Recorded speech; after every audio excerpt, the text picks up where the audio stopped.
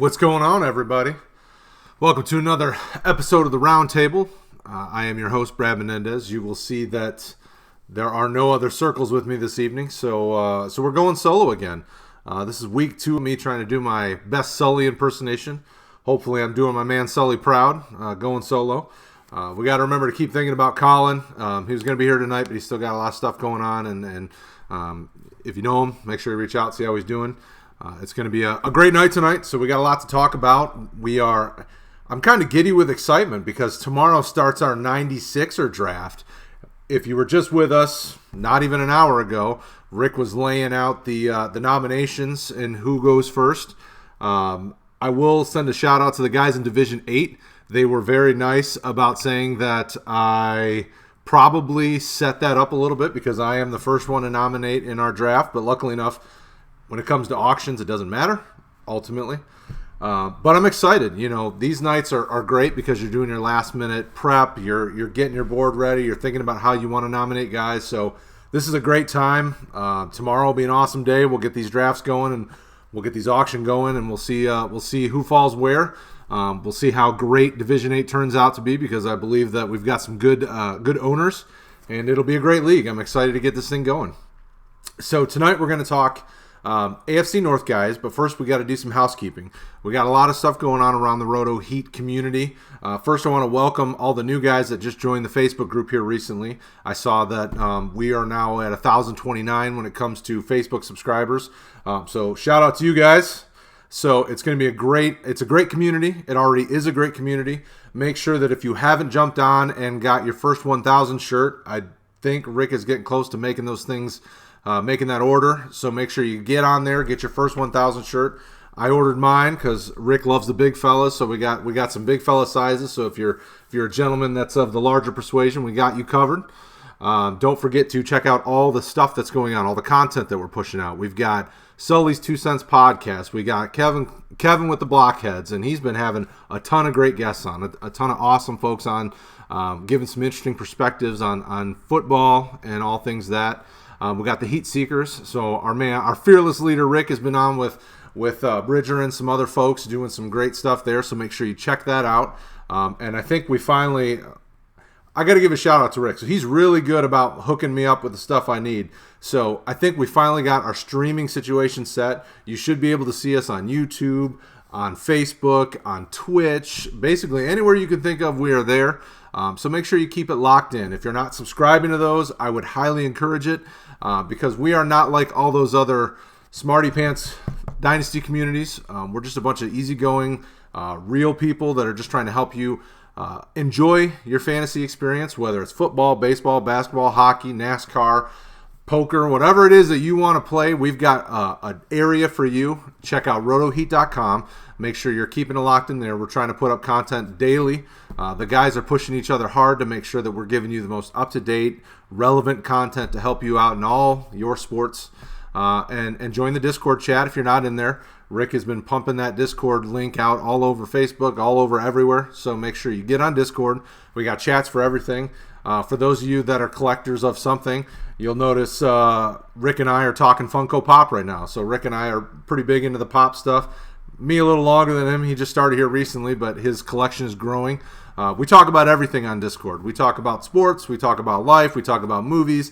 I tend to post a bunch of GIFs and memes and all sorts of goofy stuff because I'm kind of the jokester of the group. I like to have a good time, and that's why I do this. I enjoy talking to you guys, getting the chats going. You know, I've got the Restream chat open so I can chat with you across all the platforms. I got the Facebook group open so I can take your questions. And make sure you get those on here. I see we got some folks tuning in tonight, so make sure if you got questions, if you're in the middle of a draft, roll it out there. I would love to talk about whatever you're thinking about. Shout out to all of our folks that are checking out from Twitch too. I've been getting quite a few folks lately that have started sending me messages on Twitter, talking fantasy football, and I love it. Keep them coming. I will always answer your questions as quickly as possible. I keep this going all day long.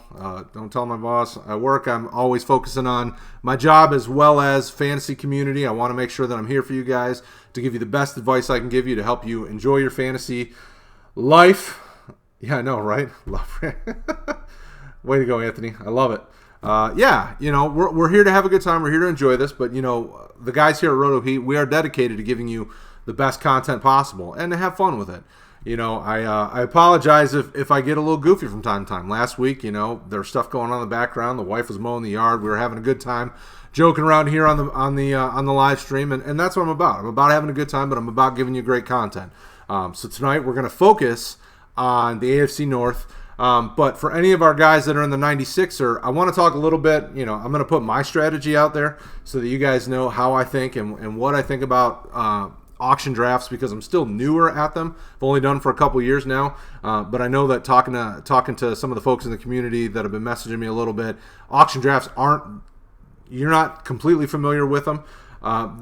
Auctions are interesting to me because there is a really interesting strategy to an auction draft. An auction draft, you have a certain amount of dollars that you can spend. So with our new RotoHeat 96 going tomorrow, you get $1,000 to spend.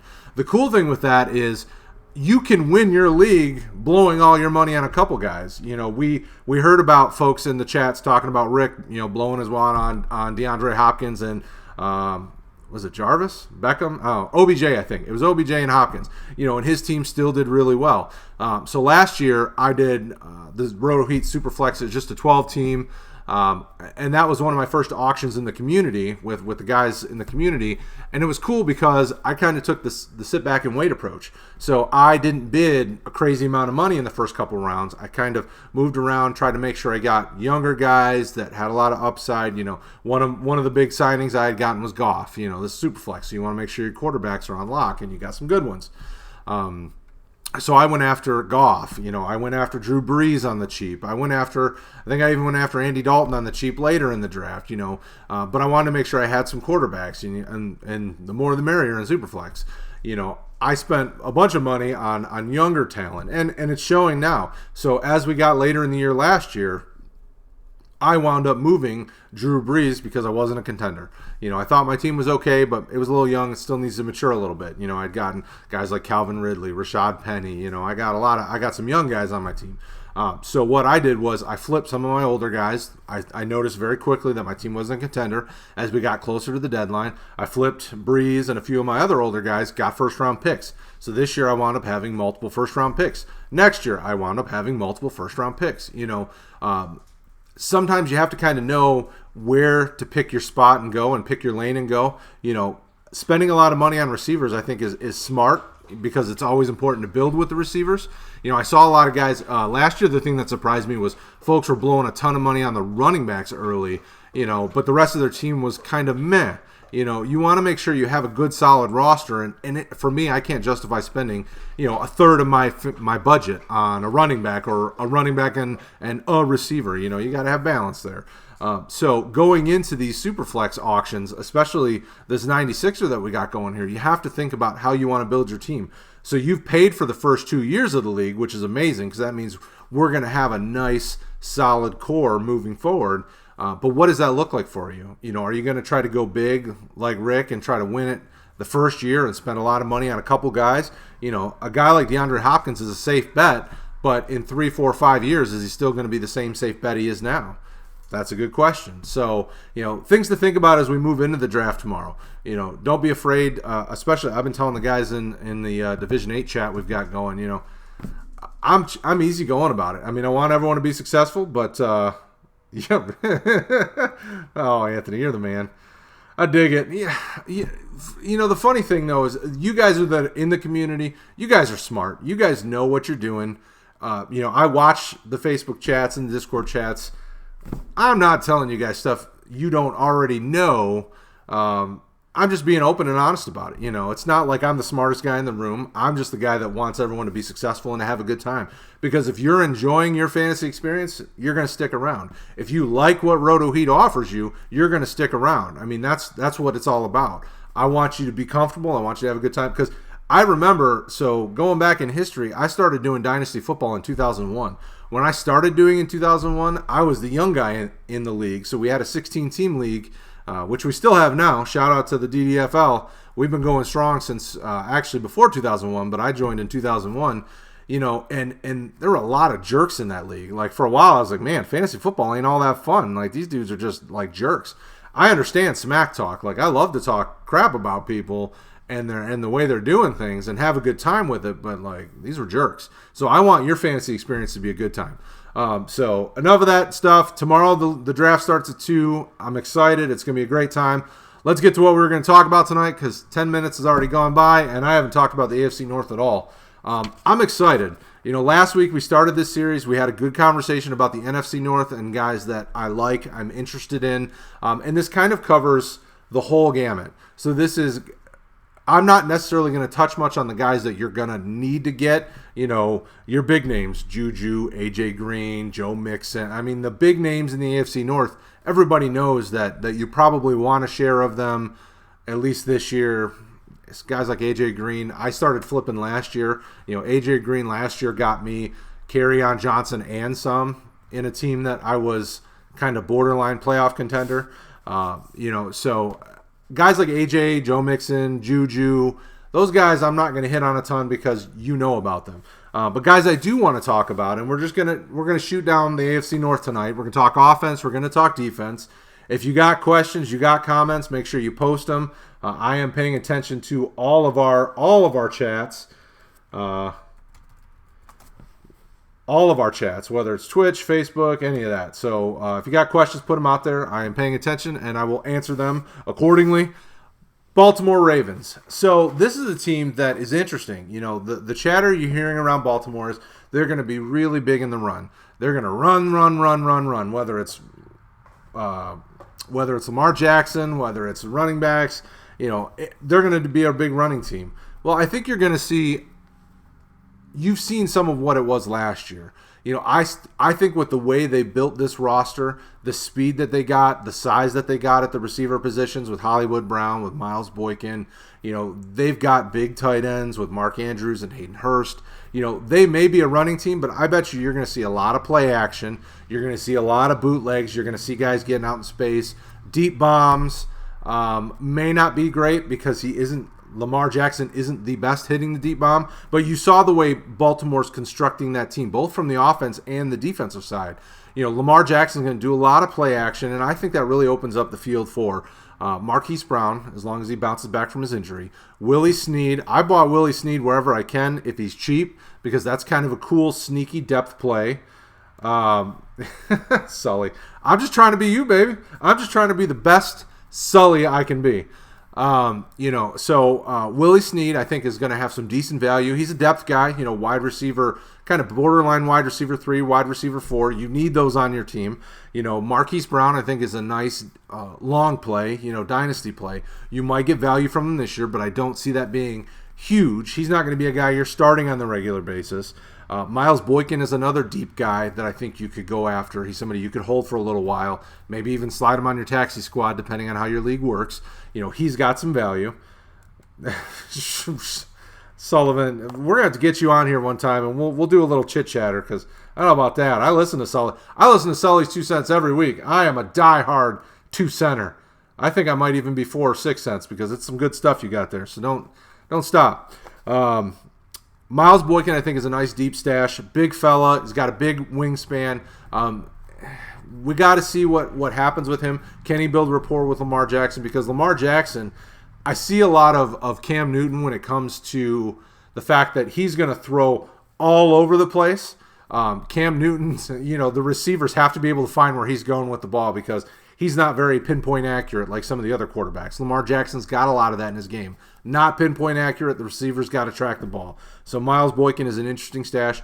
Mark Andrews is a guy I got last year in drafts anywhere I could. I know they took Hayden Hurst in the first round. The dude's already, the same age as Jason Witten. I mean, he's not a guy that I was excited about at all. They went way too early on him, and you saw injuries hurt him. Mark Andrews is just a better overall tight end than he is. Mark Andrews plays better with what they need. Andrews was with Baker Mayfield in Oklahoma, and they ran a lot of and I'm not going to say they ran broken plays. When plays broke down, Mark Andrews was able to go with his quarterback and make the plays happen. You're going to see that in Baltimore with Mark Andrews. Flipping over to the defensive side of the equation, There's only a few guys that I really like. Their defense, I feel bad for their defense because it really took a hit. Now, they've tried to backfill and they've tried to get some guys to really help. But from the IDP side, the only guys that I've had on my roster that I would go after, and I'm not saying that these are starters, but I'm saying that these guys are kind of fringe bye-week flex guys other than Earl Thomas at the safety position and Tony Jefferson. I think those are two guys that could probably be more flexed in, not just a bye-week guy, but I think they have value. Earl Thomas, as long as he bounces back from injury, he's still young enough to have 2-3 years of solid production from the safety position, depending on what your league plays. So a lot of the leagues that I'm in, you start one across the board. So you got one defensive line, one linebacker, one safety, and then a flex. Doug, I hope that you put him up as your guy in the auction early and spend a bunch of money on Hayden Hurst. I'll get Mark Andrews and we'll see who outpoints better at the end of the year. But I say that, but Doug, you've got a very good point. Hayden Hurst did put on weight. He put on muscle and he's healthy. My concern with him is I just long term, Mark Andrews just has the better opportunity. He's a more successful, he's a better athlete overall, and I think he's going to have more success with Baltimore than Hayden Hurst will. The dude is muscle is a big deal. Adding muscle onto his frame is a big deal, and I think that will help him.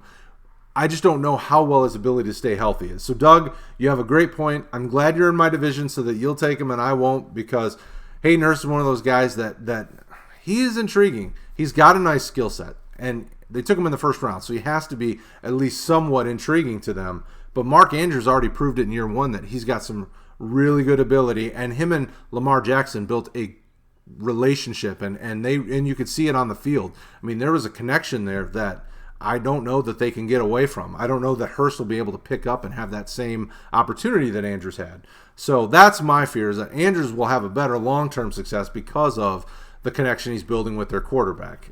If, and this is a big if Lamar Jackson stays their quarterback.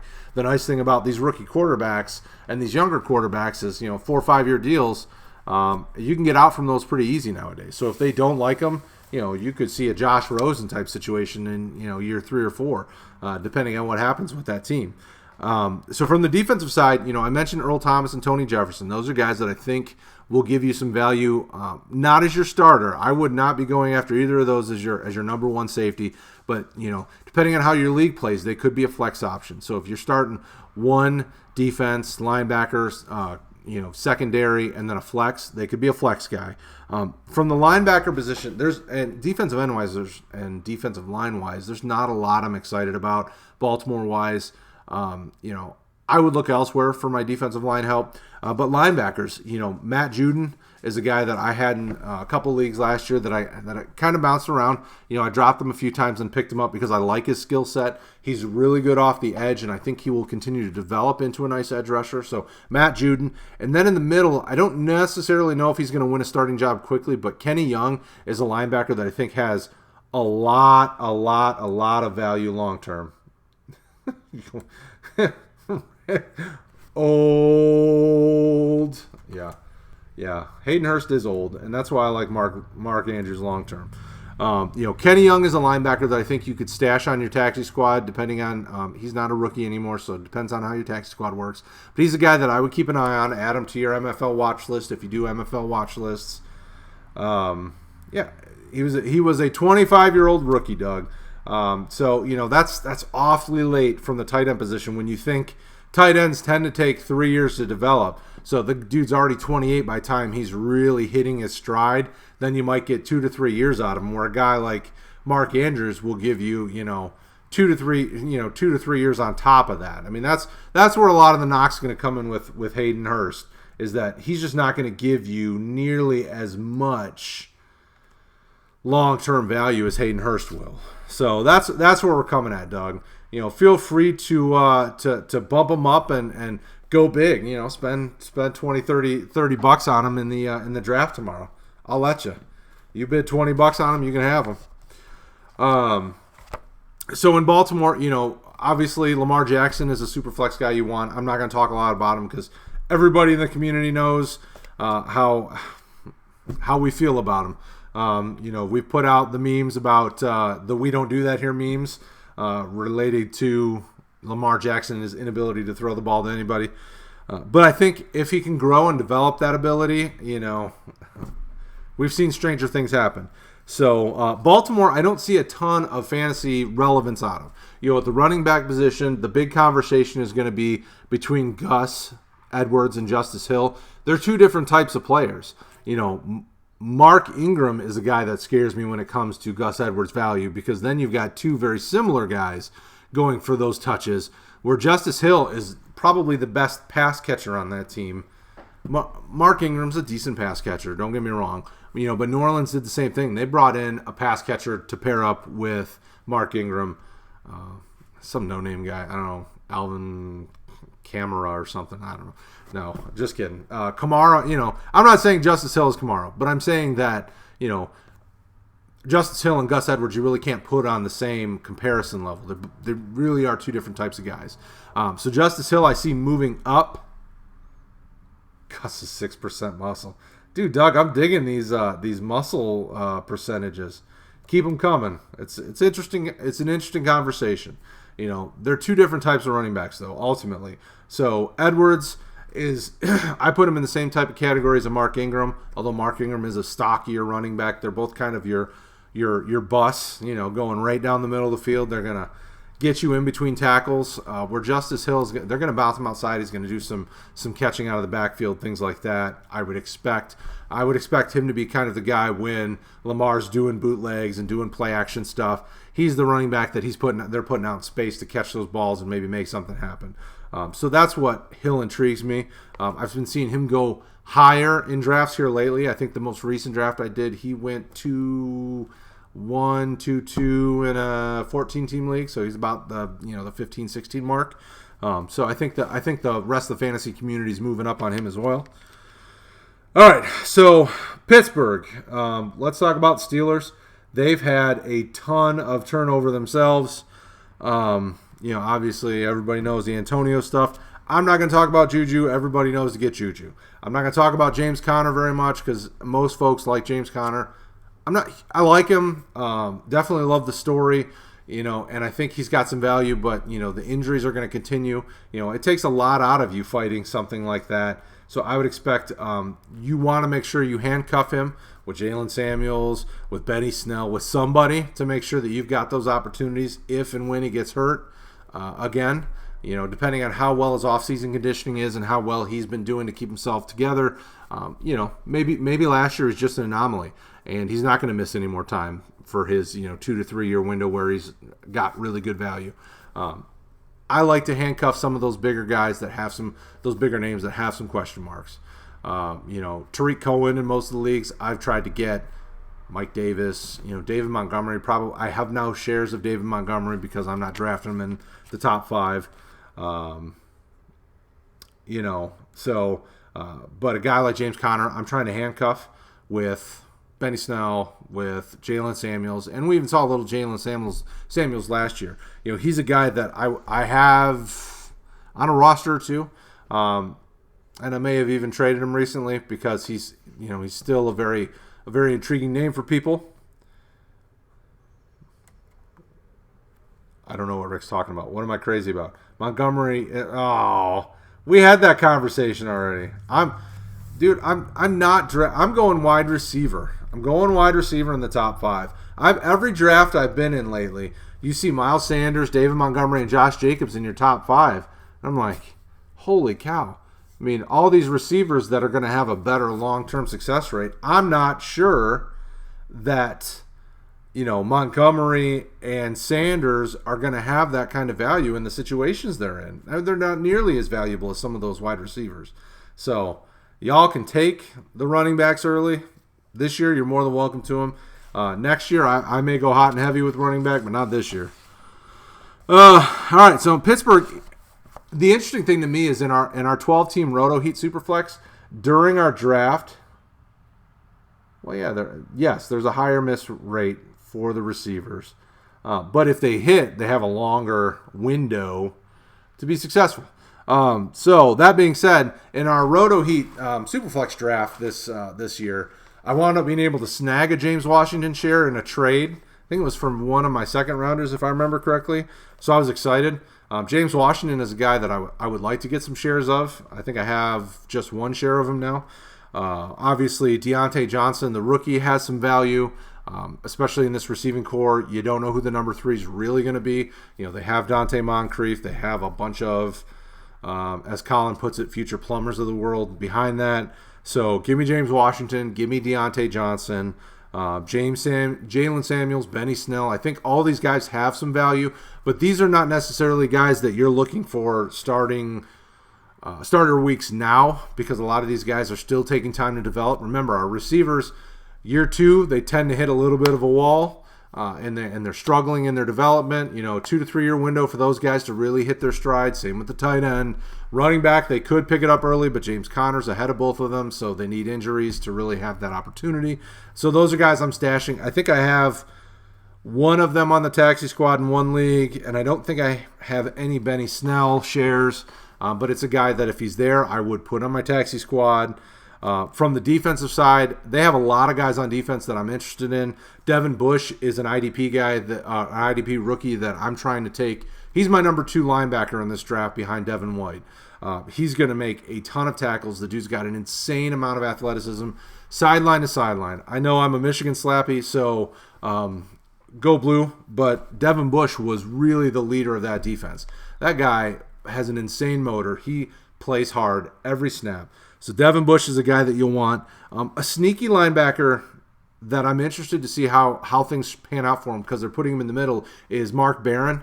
So for those of you that are IDP guys like me, Mark Barron was originally a safety when he came into the league. The Rams moved him down to linebacker over the last few years, and he really started to develop nicely. He's a great tackler, a big hitter, but his coverage skills were a problem, so he was a bit slower to the draw when it came to the coverage, so they moved him in to be a linebacker, and he's really excelled. Well, Pittsburgh brought him in to put him on the inside with Devin Bush as their middle linebackers, and that's really intriguing to me. I think both guys have some opportunity for value. TJ Watt is another. He plays off the edge, and he's got an insane amount of athleticism as well.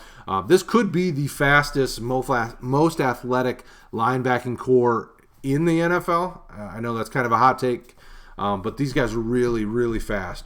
Bud Dupree is very fast. I'm not really taking him because he's not really panned out so far. TJ Watt, Devin Bush, Mark Barron are linebackers that I think have some value. Devin Bush, I think, will be a starter for you sooner rather than later. TJ Watt is already a starter for you if you have him. And then from the safety position, I loved Sean Davis going in the last couple of years. He's not really panned out. I've kind of moved on from him. Terrell Edmonds is a guy they drafted in the first round. I think he went a little early last year at the safety position. I think they could have filled a need with a better player at that point. But I think in this defense, he has the opportunity to really grow and not necessarily be Palomalu 2.0, but I think he has that skill set. Very good range. He's got pretty decent ball skills. He can be a ball hawk if need be. As he develops his game, I think he's still a year out from really having big value from the safety position. But there's potential there. So I don't want to scare everybody off with too much IDP. So we'll move on to the Bengals. Make sure if you got questions, whether you're on Twitch, whether you're on Facebook, whether you're anywhere, post them. I want questions. I want to answer them, and I want to help you guys out. So we'll move on to Cincinnati. Now, obviously, remember at the start of the stream, I said, I'm not going to talk too much about the big names. So in Cincinnati, it's really only AJ Green. They ain't got much else. And even him, I would encourage you guys, if your team isn't a contender, and I mean Super Bowl contender, if your team's a playoff contender but probably not going to make the big game once you get to the playoffs, AJ Green is a guy I would move. Last year, I moved him in a deal to get me, I think, a couple draft picks and Kerryon Johnson, maybe even a receiver too, depending on where your league looks, what your league looks like. He's a guy that you could wait closer to the trade deadline and really get a good haul for. Last year, it worked out well for me. It got me Kerryon Johnson on a team where my only running back was Joe Mixon. So I put Joe Mixon with Kerryon. I've got Duke Johnson on that roster now. So I have a nice young nucleus of running backs to go with the receivers that I've got. Things like that. AJ Green is a really good piece that you'll want to start considering where your team is at with him. Is he really going to stick around long enough to help you? I definitely would consider moving him sooner rather than later. So the guys I do like, now you heard, I know Rick and I talked about this guy last year as a guy we both liked. Josh Malone, he's a big fella. He's got a lot of range. You've seen him move up the depth chart. Depending on where you check your depth charts at, I've seen him as high as the number 3 behind Tyler Boyd and A.J. Green. Now, obviously, John Ross is in there, but they play a different position. Josh Malone's going to be an outside guy. John Ross is going to be a left-out guy. Probably going to be on the bench somewhere. I don't know. John Ross is really fast, but so far he's not panned out. So Josh Malone is a guy I have on taxi squads. I think I even have him on our RotoHeat 12-team Superflex. And he's a guy that I'm trying to hold on to as much as I can, and because I think that he's got potential moving forward. We'll see how the new coaching staff thinks about him. If he can continue to develop his game, keep growing and keep learning from A.J. Green. I think Josh Malone could have some value for you long-term from the receiver position. Tyler Boyd, obviously, last year, I know definitely Rick was pushing him hard, and I drank the Kool-Aid, grabbed him anywhere I could while he was still reasonable, and I don't think that price tag is reasonable anymore. Most people are wanting more than I'm willing to pay.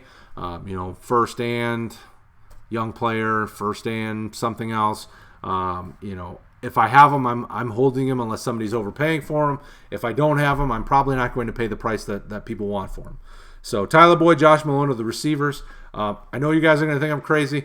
If you could get Tyler Eifert for cheap, I would get Tyler Eifert and see how it goes this year. Every year we hear he's probably healthy. He's close to healthy. He's 90%. This year the talk is very quiet, but what you are hearing is he's healthy. He's 100%. He feels good. He's been working hard to keep himself healthy. Cincinnati needed a new head coach bad. They needed a change of regime. Even if this is a failure for a head coach, even if he doesn't really work out, they needed to really start moving this team in a new direction. Marvin Lewis wasn't getting him over the hump. You could see the fading of that team probably for 3-4 years now. So since he needed somebody new, but back to the Eifert stuff, Tyler Eifert is a guy that I would definitely be trying to buy for cheap. I know I've sold him in a few places recently in the last 2-3 months. When I was in the middle of a draft and I was trying to move around, he's kind of a piece that people are still sort of intrigued on, enough that I made at least 2 moves in leagues that I'm in. But I would buy him for cheap if I could get him. That being said, if I follow Hyper next to the hey, Robertson, did you see the no-look pass from Ryan Fitzpatrick to Devontae Parker today? You might as well chalk it up. Miami championship this year. Yeah, I'm not saying Eifert's really going to be a guy that's going to do much. He'll probably get hurt again and not give you much. But the ceiling is high if he actually is healthy, that if you can get him for cheap now and you've got some sort of insurance policy, it's going to be a big payoff for you. That being said, make sure you get a guy like Drew Sample. Throw him on your taxi squad. He's a rookie this year. He's going to be the guy that pays dividends when Eifert gets hurt. They've got CJ Uzoma over there. I don't know what to do with my hands. That guy's nothing. Drew Sample will get the opportunity there. And I don't know, even if Eifert's healthy, the way that offense looks, there are quite a few mouths to feed, so I'm not sure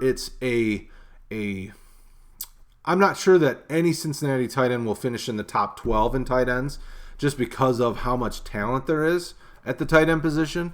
I know that everybody's been high on the top few guys, but there's a lot of tight ends out right now that are just awesome. I mean, I've been buying Evan Ingram where I can. I think he's going to have opportunity to be really successful in New York, not only now but long term once they decide that Eli Manning is trash.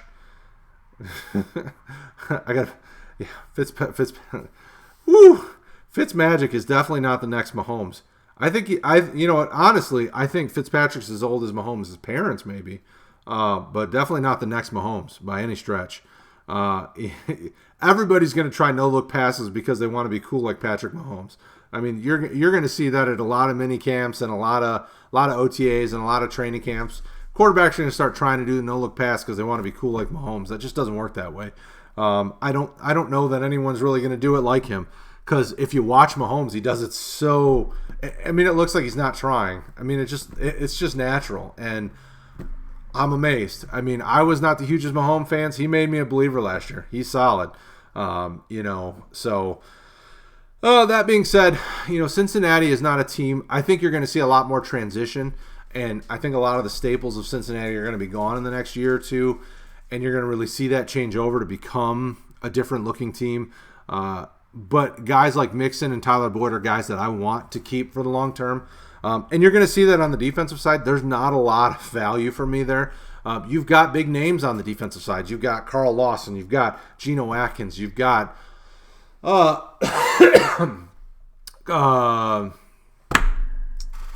you got two defensive ends that right now off the top of my head I can't think of their names, and I'm going to sound like a jerk because I don't, so I'm going to have to look them up. But they've got like 4 defensive linemen that everybody knows, and everybody IDP-wise knows. Everybody IDP-wise knows. You offensive-only guys, you won't have a clue who these guys are. But IDP-wise, there's not a lot of guys on Cincinnati's defense that I'm super excited about. So their defensive ends that I'm thinking of are Carlos Dunlap and Jordan Willis. Those are guys that have been names for them for a while now. I don't want either. I don't have Carlos Dunlap anywhere. I don't have Carlos Hyde anywhere either.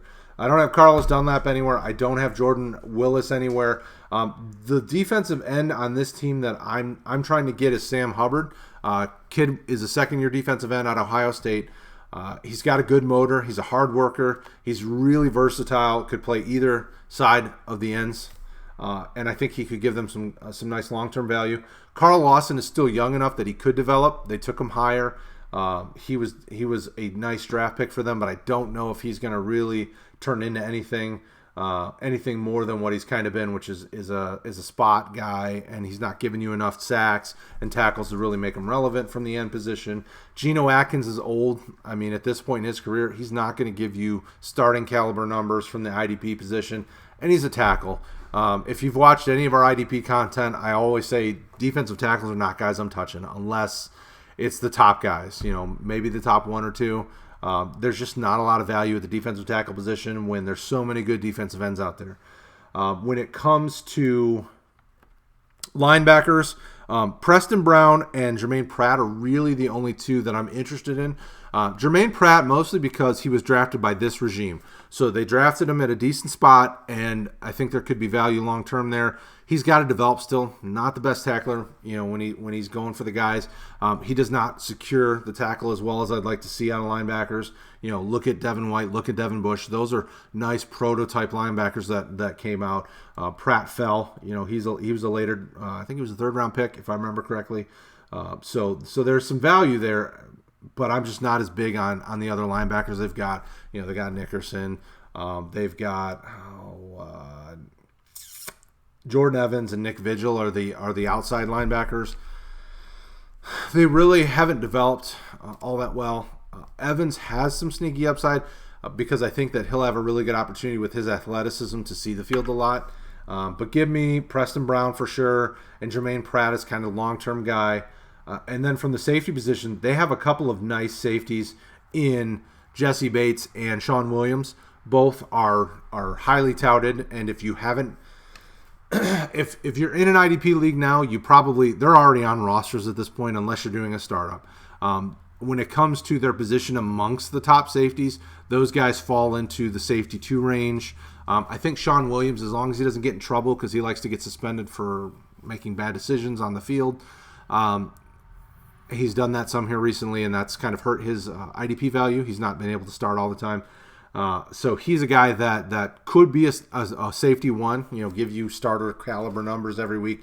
I think Jesse Bates becomes that more frequently and more regularly this year and in the future. So that is IDP-wise the only guys I'm really interested in: Sam Hubbard, Preston Brown, Jermaine Pratt, Jesse Bates, and Sean Williams. So back over to the offensive side. And the last team I want to talk about tonight, the Cleveland Browns. I mean, everybody's talking about them. They're the team to talk about. They've got, they've been anointed the next big thing. The unfortunate thing is Tom Brady's still alive. The Patriots still win the AFC, so Cleveland's going to have a tough road ahead of them, as much as I don't like the Patriots. And I can say that with Colin not on the show because he is our Patriots guy. I would love to see Cleveland, as a Lions fan, I would love to see Cleveland be successful because then there's hope for crappy teams like us to be successful. So Cleveland's got, from a fantasy perspective, Cleveland has a ton of talent. We know Jarvis, we know OBJ, we know Baker, we know Chubb, we know Kareem Hunt. Those guys are all very talented. And it's a conversation we had a little bit in the Discord chat during the day-to-day, if I remember correctly. There's a lot of mouths to feed, and that gets dangerous. Not only are there a lot of mouths to feed, there's a lot of big personalities. Your receivers both want 100 targets. That's a lot of targets for just two guys when you think you've got David Njoku at the tight end position. You've got Antonio Callaway, who fell to the third round, but he is a great deep threat. He can continue to develop his game. He will be dynamic. You've got Rashad Higgins, who they penciled in as their kind of top three players in Landry, Beckham, and Higgins as their kind of starters right now. But I mean, that's you think of, you got four receivers, you got Njoku, you got. I gotta talk to this. Doug, Dorsey can't manage money, but he put a team together. Yeah, Dorsey makes really odd decisions. He did it when he was in KC. He's going to continue to do it. He reminds me of, he's kind of the Ron Rivera of GMs. He's very riverboat gambler. Like, he will take chances to try to be successful. And it seems to work. This team they've got is dynamic. I mean, offense, defense, they've got a lot of good talent. Now, the question is, can a first-year head coach in Freddie Kitchens and a young staff put that together with a young quarterback who's going to have to rein in these big personalities? The cool thing is, with a guy like Baker's, you're seeing it now. Look at the reports and listen to the interviews when he's talking about Duke Johnson. He's like, you're either on the train or you're run over by it. He's not messing around. So, and I think that's going to be critical to handle a lot of these very diva-like personalities. So, when it comes to a super flex, I love getting Baker Mayfield. He would be a guy that I would try to target. I don't know how cheap he's going to be anymore. Last year I targeted him in a few dynasties and got him. This year it's not going to be nearly that easy, especially in the auction format. You're going to spend a lot of money if you try to get him because he's just a hot name right now. OBJ is another guy that obviously you're going to spend big on. We know that our fearless leader Rick Butt spent a ton of money on Hopkins and OBJ last year. Jarvis Landry, a big name that's going to cost you some money. Somebody's got to fall. There's got to be some slippage when it comes to these receivers and their targets and their catches, because that's a lot of mouths to feed. For my money, I'm going to spend it on the younger talent. Rashad Higgins, probably not as much as Antonio Callaway. Callaway is a guy I targeted last year, and in some of the startups I've done this year, I've targeted him because we see that OBJ hasn't stayed healthy. If OBJ doesn't stay healthy, somebody's got to get those targets. And Antonio Callaway looked decent last year. Remember, he's still young, so it's going to take him a little bit to continue to pick up the NFL game. But he's a guy that I like to stash if I can. Last year he got a lot of hype because he was starting early, but he's going to be cheaper nowadays because they've got two dynamic stud receivers ahead of him. So he's a guy that you can target, and I think will give you some value long term. Because the other shoe's got to drop at some point. You can't keep all these personalities together and keep them happy for long. Even looking now, OBJ didn't even show up but to one OTA, and now he came to mini camp. The personality just, I think, will continue to be his Achilles heel. Because when it comes to the NFL, you've got to come in, especially when you go to a new team, you've got to come in and earn it. Just like in RotoHeat. When I started serving this community last year, I had to come in and earn it. Nobody was reading articles, nobody was talking to me, nobody was doing anything with me. But now, I've earned some level of respect from the community. People are willing to reach out and have conversations with me, get my advice, bounce ideas off of me. Same thing happens in the NFL. In your job, you have to go in and earn it. I've been at the company I work for, I've been in it 11 years. I had to earn every inch, and they have to in the NFL. And guys like OBJ are going to get paid big bucks. They're going to come in. They still got to earn it. You got to work hard. Willis, will the Browns flourish and become a high potential offense? I got OBJ and NJ. I picked 9th in a 12 team. I think there's a lot of potential there. I think Freddie Kitchen seemed to, from the offensive coordinator position, really figure out the secret combination to get success out of Baker, out of Chubb, out of Njoku. You started to see some real good connections there later as the year went on. Willis, I think you made smart moves. I think OBJ is still young enough, talented enough to be successful. The work ethic and the character are going to be the things that mess with him. Is he going to come in and work hard, or is he going to just fall off? And that's going to be the tough thing. I think by and large, just like Rick's saying over here on the Twitch. Oh no, Stebbs. Sorry, Steb. It wasn't Rick. It was Stebbs. AFC North is the most intriguing division in football. There is a lot to like about the AFC North from the offense and from the defensive position. There's a lot of quality talent. I mean, and sticking with Cleveland, there's a lot of talent on the offensive side. You could easily. I've seen rosters. I've seen all their top 4 receivers on rosters in all my leagues, and that's a big deal. Rashad Higgins has value. Callaway has value. Jarvis has value. OBJ has value. Njoku's got big value. Njoku and Evan Ingram are some of my favorite young tight ends in the league. Chubb, Kareem Hunt, Duke Johnson I have in a few places because when he leaves Cleveland, he will be successful. I like Duke's long-term outlook.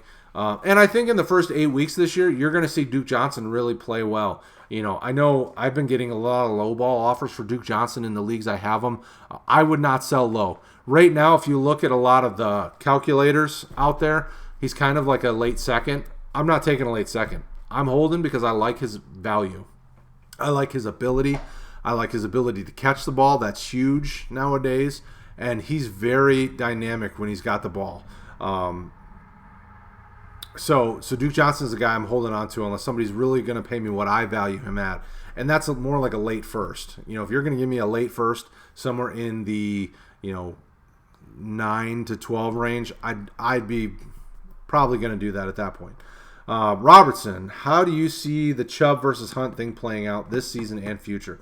So the interesting thing is obviously everybody knows Hunt's on a 1-year deal.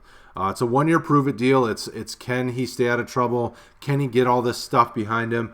I think Chubb and Hunt can coexist because both of them are dynamic enough to kind of play the role of the thumper in between the tackles and the pass catcher out of the backfield.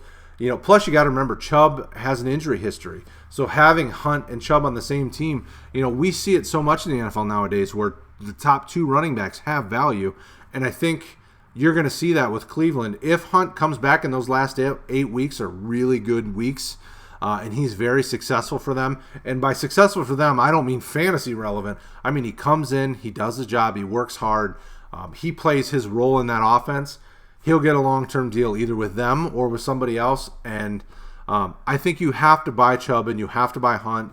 But I don't know, depending on what their value is. I've seen Chubb go in the first. I've seen Chubb go for a first, and especially in this rookie class, I've seen Chubb go for somewhere in the the early first range because he's better than most of the running backs in this draft class. Quite honestly, he was one of my favorite backs last year. So in my mind, he's the 101 in this draft because he's better than Jacobs, he's better than Montgomery, he's better than Miles Sanders. And that's my hot take. I think he's better than the rookies in this class. I think this year, when it comes to the Chubb-Hunt combination, with Duke Johnson still being there, I think they cannibalize each other a little bit because you're then going to see Chubb and Hunt focus on the between the tackles work and really grinding out the ball and running the ball, where Duke is kind of your flex out, you're going to get catches out of. So I think they cannibalize each other this year, which will hurt their value. But we're in it for Dynasty, so both guys are buys. This year they just may not be nearly as helpful for your Dynasty team come the playoffs, which is when he's going to start coming back. He's coming back, week 8 is when he's available. So, that's later in the season for most of us. So Hunt's probably not going to get you much this year. He's a long-term hold. So hopefully that answers your question, Jeff. That was a great question because that's going to be the question that, when we look back a few years down the road, you're going to see a shift because of this. You're going to see how can Kareem Hunt, because going into last year, Kareem Hunt was a top startup running back. I mean, he was a guy that everybody wanted. Chubb is was a higher end startup rookie. Very exciting for people. And I don't know exactly. It's going to shift and change the dynamic for Cleveland moving forward because both guys are very talented. It'll be interesting to see. In my mind, what I expect to happen is Duke Johnson move on. They keep both of them, and they go draft somebody next year, which will then muddy the waters even more in Cleveland. What up, Michael Swope? It's good to see you, brother. So we're talking Cleveland right now for those of you that are just joining the stream. The conversation that we're having is, it's kind of the Hunt Chubb conversation in Cleveland. Cleveland's very dynamic. Stebbs, what are your thoughts on Callaway? And he claims he's going to get 1,000 yards. Man. All right, so Stebbs, for Callaway to get 1,000 yards and 10-plus touchdowns, OBJ is going to have to get hurt. I mean, that's really what it comes down to because he's just you can't have enough volume. So let's look at Freddie Kitchens' offense last year. I know that it was a rookie season for Baker, and they had to change things up a little bit. But let's look at Cleveland last year and look at what their team looked like when it came to the amount of pass attempts they had. So last year, all right. So last year they had. All right, so 486 attempts from Baker and 85 from Tyrod. So you had 571 targets. They had 352 completions. So 352 is where I'm sitting at. Even if you just take that baseline number, we know that's probably going to go up because Baker's now another year in the system. And the dynamic's a little bit different. He completed 63% of his passes, so you're going to see a good amount of those, roughly 500 attempts be caught. That just isn't enough volume for Antonio Callaway. If Rashad Higgins continues to develop and continues to be a guy they want to get on the field, Callaway just can't see the targets unless he's catching, 75 to 80% of the balls thrown his way, and they're deep passes that he turns into touchdowns. I just can't see it. For me, my sweet spot for him is somewhere between 500 and 700 yards and probably more like 2 to 4 touchdowns this year, just because there's so many mouths to feed. OBJ is going to get his 1,000 yards if he's healthy. Jarvis Landry's probably going to get around 1,000 yards if he's healthy. Touchdown-wise last year, Baker threw... Well, he threw 27, Tyrod had 2, so we had 29 touchdowns. So if you give 10 to OBJ and 7 to Jarvis, that's 17 right there. You only have 12 more touchdowns between Njoku, running backs, and Callaway and Higgins. I mean, that's dangerous. What about the okay, so no, I don't see Callaway getting 1,010. I see Callaway getting between 5 and 7 and probably 500 and 700 yards and probably 4 to 6 touchdowns. Michael says, what about the tight end? Will he take the next step, like 60, 70 balls, 708? Man, I want Njoku to. I think he's got the talent to do so. I think he's probably going to get 70 targets. I don't think he's going to catch.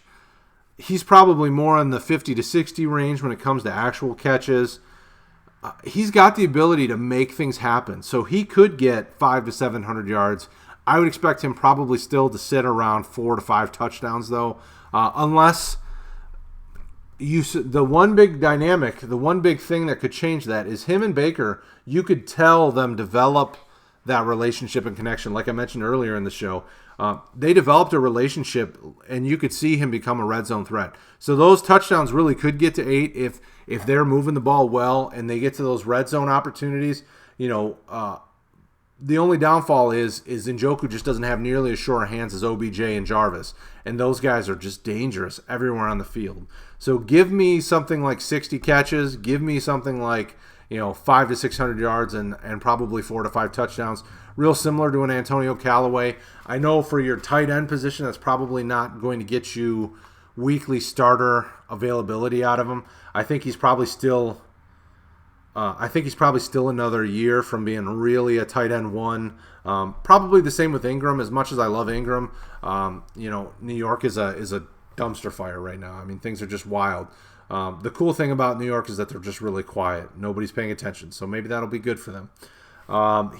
Doug says he's going to be open in the middle. I can't argue that. The issue that I have with the middle is that Jarvis is good there, OBJ is good there, and Njoku's good there. Who's going to get those targets over the middle? I think Njoku's got a good chance of it because he's just dynamic. He's a really good tight end, and they have other guys to do the blocking, so they can let him go be a receiver. Seth DeVal can do the blocking. He can go be the receiver. So I agree, Doug. I think open in the middle is big for him. I think he's got that opportunity, and I think he's going to be good at that position. So I didn't touch on from Cleveland the defensive side of the ball.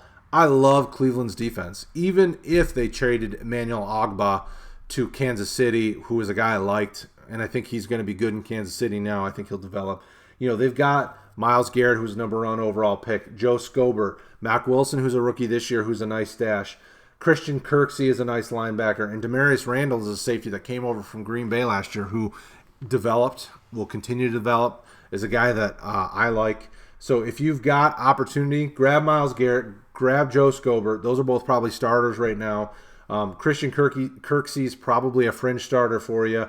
Demarius Randall's probably a fringe starter from the IDP side. Mac Wilson is a long-term linebacker that I think has upside. So Cleveland's defense is the defense I'm buying into, but those are mostly the guys that I'm really excited about. And I love IDP. I know that isn't our bread and butter, so I won't talk a ton about it. But if you have IDP questions, definitely let me know. As we get closer to the end of the show, I appreciate you guys hanging out here, throwing out some good questions. I missed this one, Steps. My bad, man. Cleveland's acquisitions, Pittsburgh without Brown, Bell Ravens with Lamar and Hollywood, and the Bengals have a new coach, which I'm sure nobody ever thought would happen.